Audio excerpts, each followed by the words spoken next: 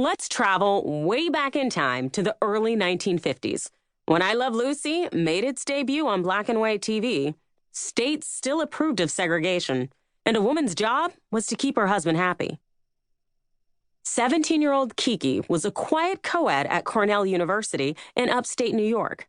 In that era, most girls her age married their sweethearts straight out of high school, and the few girls who went to college studied in pursuit of an MRS degree. College girls like Kiki were expected to find a man, marry, make a home, multiply, and maybe even finish her degree. If her husband approved, of course. The unwed Kiki knew Cornell was ideal for any woman looking to become a wife. There were 4 men for every 1 woman on campus. It was marital mecca. If you came out without a husband, you were hopeless, Kiki would later joke. She knew society's expectations of her and understood the occupational limitations it imposed on her. But Kiki wasn't like other girls. The Brooklyn-born Jewish barrier breaker wasn't attending Cornell to bag a boo. She was about her education, her independence, and her promising professional career ahead. To say Kiki was a supreme intellectual goddess would be an understatement.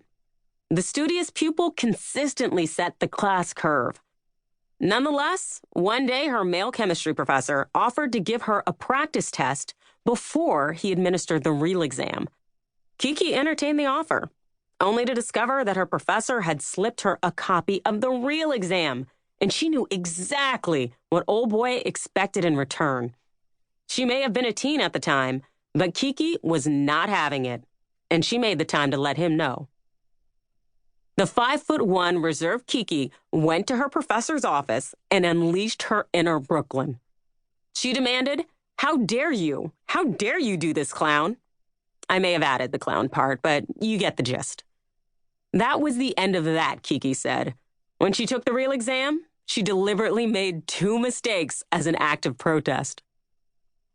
That intellectual gangsta from Brooklyn went on to become U.S. Supreme Court Justice Ruth Bader Ginsburg, a.k.a. Notorious RBG, who friends called Kiki back in the day.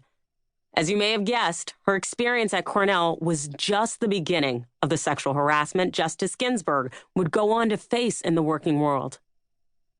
After graduating Columbia Law School in 1959, tied for first in her class, Ginsburg was denied a prestigious clerkship with Supreme Court Justice Felix Frankfurter.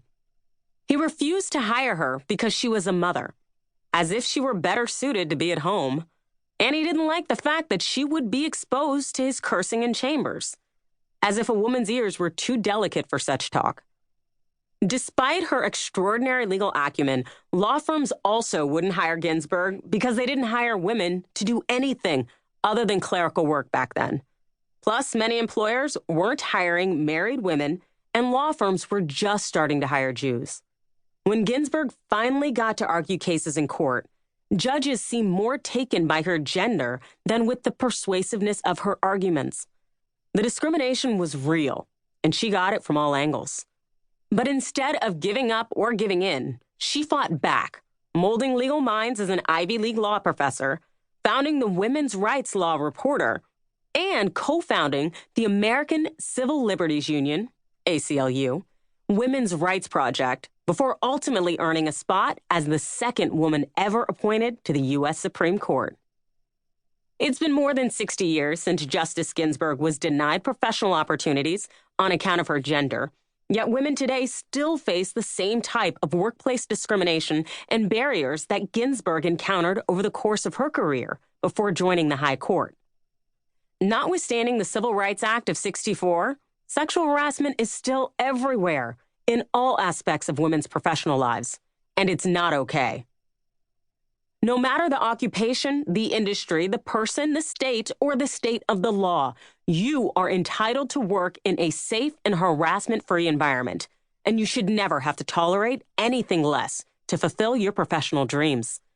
With that said, on the advice of the Duchess of Sussex, it's time to use our voices. Herein lies real talk. Whether you're on the right or the left, from the west to the east, you deserve to know the truth, even when it's difficult to confront. To that end, we first talk about trusting your instincts, And then we discuss the workplace gender equity journey so you know what you're up against. After that, I summon your unapologetic inner boss by giving you the 10 truths to beating sexual harassment. Please take your seat at the table, Your Highness. It's time.